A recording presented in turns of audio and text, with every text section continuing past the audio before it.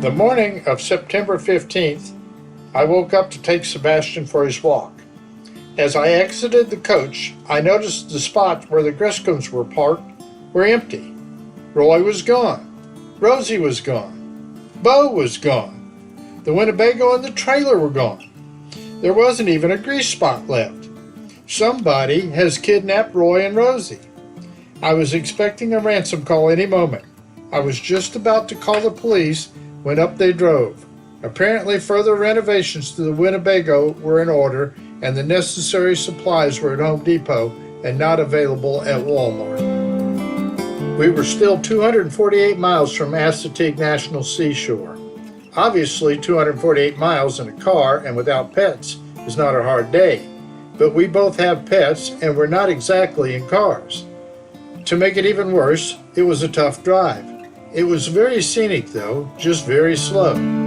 The most noticeable scenic area was the Chesapeake Bay Bridge. In reality, it is mostly bridge, but there are also two tunnels along the way. The tunnels are for the shipping lanes and the boats pass above you. It cost Mary and me $31 to cross. Roy and Rosie were slightly less, but still quite expensive because they were pulling a trailer. To go around would be a long way, and it was an adventure to go across. Once we got on the island, travel was still very slow as we were passing through a large number of small towns. Hey, we're on vacation. On the southern tip of the island, we were in Virginia. Somewhere along the way, we passed from Virginia to Maryland, adding our 18th state to the map. Maryland's not very big. I don't see much change in the map. Once we arrived, we were having a hard time finding the campground. We stopped at the visitor center and they gave us some directions. To get to the national campground, you had to pass through a state park, which also had camping. The state park campsites were smaller, but they were right on the beach. There are no hookups at the national park. There's a dump station, but other than that, the electricity and water is strictly up to you.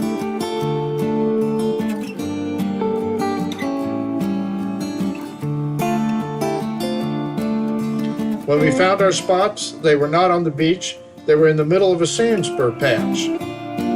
The sand spurs were well fertilized by the ponies.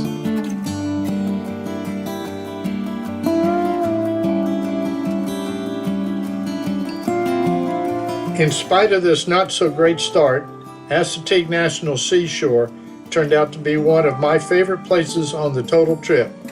The ponies roamed everywhere. They blocked the road and the rangers had to get them off.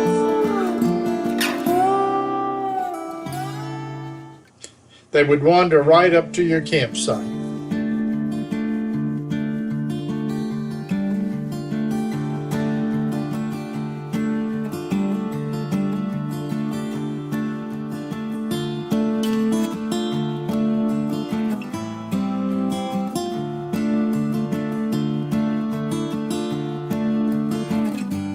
The beaches are beautiful, and people camp right on the beach. Of course, you got to be willing to sleep in a tent to do that. Speaking of sleeping in a tent, there was a couple in a tent just down from us. They were in the midst of moving to a different location. Sebastian and I stopped and talked to them, and apparently when they first arrived, the only location for them was in the sun. They had gotten permission to move to a shadier spot after someone left. Later, I wondered why they had not stayed on the beach.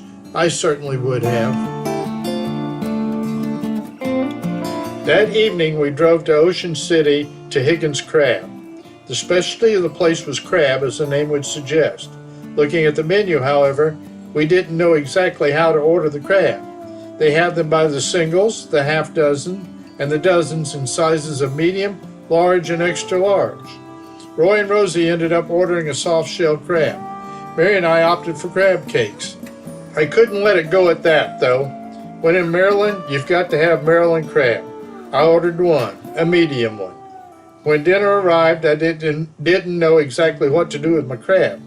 Fortunately, they were used to people like me. They sent a guy over as a tutor to show me how it was done.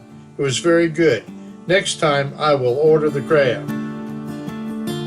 Breakfast the next morning was at home, consisting of the goodies and the milk purchased the night before at Wawa's. Sea Bass and I went for a walk, and we talked to the tenders again. We found that the sand spurs weren't as universally everywhere as originally thought, but you did still have to watch where you walked. Don't forget, there's ponies. We all piled in the Jeep once again and went exploring. We found some very interesting places. There were boardwalks that went out along the marsh area, which made it very nice. Speaking of nice, we ran into two guys in a Sprinter. They showed us their new van. It had a bed that came down out of the ceiling for sleeping at night, and yes, they both slept in the bed. Roy told him about building his own, and they both decided that was beyond their ability. There were also a lot of bikers everywhere. I couldn't help but notice that the two guys didn't hold hands when they were around the bikers.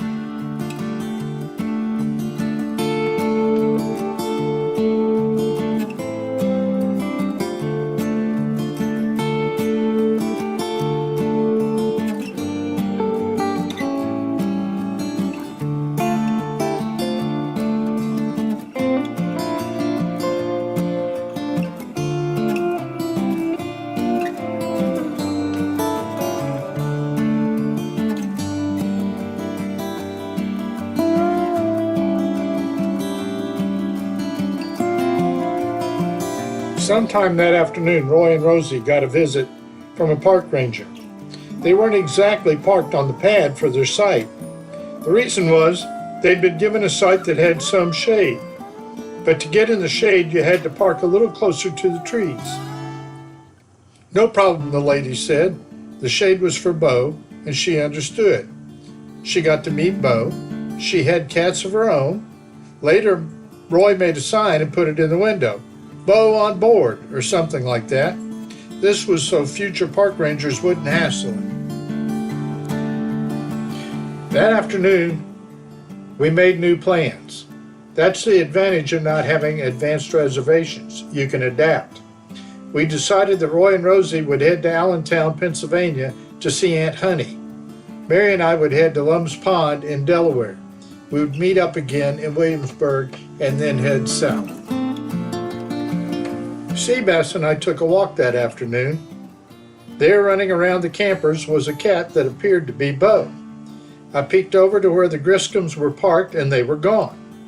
I gave them a quick call and found that they were at the laundromat halfway towards town. They had Bo with them. The cat we saw must be a twin. That evening, Mary, Sebastian, and I went to the beach. Roy and Rosie decided not to go. To me, this was the highlight of the trip. Mary agrees.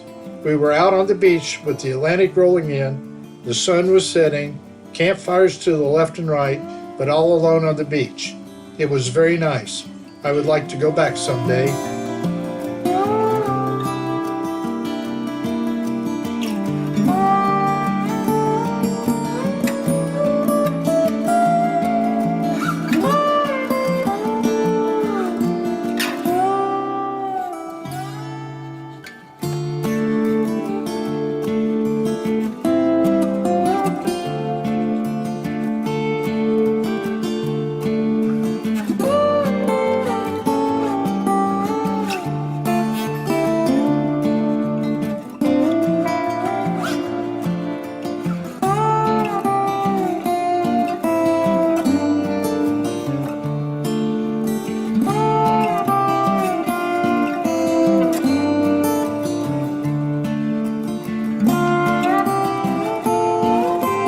enjoyed a gorgeous sunset.